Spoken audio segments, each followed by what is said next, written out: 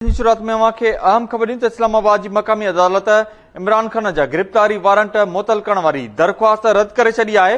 अवांखे ॿुधायूं त अदालत इमरान खान जा गिरफ़्तारी वारंट्स मुअतल करण वारी दरख़्वास्त ते फ़ैसिलो महफ़ूज़ कयो हो, जेको ॿुधाए छॾियो आहे।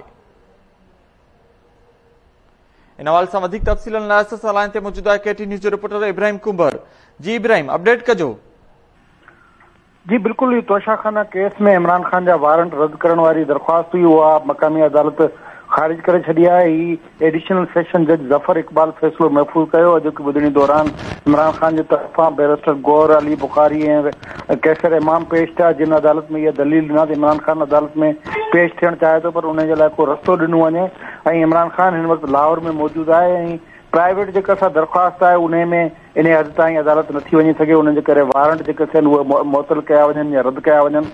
जंहिं ते एडिशनल सेशन जज इहे रिमार्क्स ॾिना त 28 तारीख़ ते इमरान खान जे वकीलनि चयो त हू जेको सो अदालत में पेश न थींदो। अदालत में फ़ैसिलो महफ़ूज़ कयो। इन वक़्तु एडिशनल सेशन जज ज़फर इक़बाल अदालत में फ़ैसिलो ॿुधायो आहे। उनजो दरख्वास्त जेका त इमरान खान जी उहा ख़ारिज करे छॾी आहे ऐं जेको पुराणो हुकुम आहे त 28 यानी जेको 7 तारीख़ ते सुभाणे मक़ामी अदालत में पेश थियण वारो जो हुकुम आहे ऐं गिरफ़्तारी वारंट जेके जारी कया विया आहिनि उहे बरक़रार रहंदा।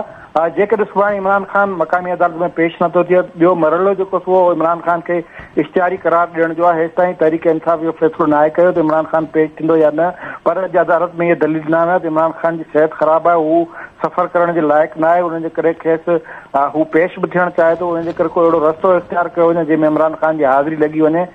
उन ई बावजूदि जेको सो अदालत उहे दलील रद्द करे छॾिया ऐं इमरान खान जा वारंट जेके थियनि उहे बरक़रार रखिया विया आहिनि। जी वॾी महिरबानी अपडेट करण लाइ इब्राहिम कुंबर। हाज़िर नवांखे अपडेट कयो त इस्लामाबाद जी मक़ामी अदालत इमरान खान जा गिरफ़्तारी वारंट्स मुअतल करण वारी दरख़्वास्त रद्द करे छॾी आहे।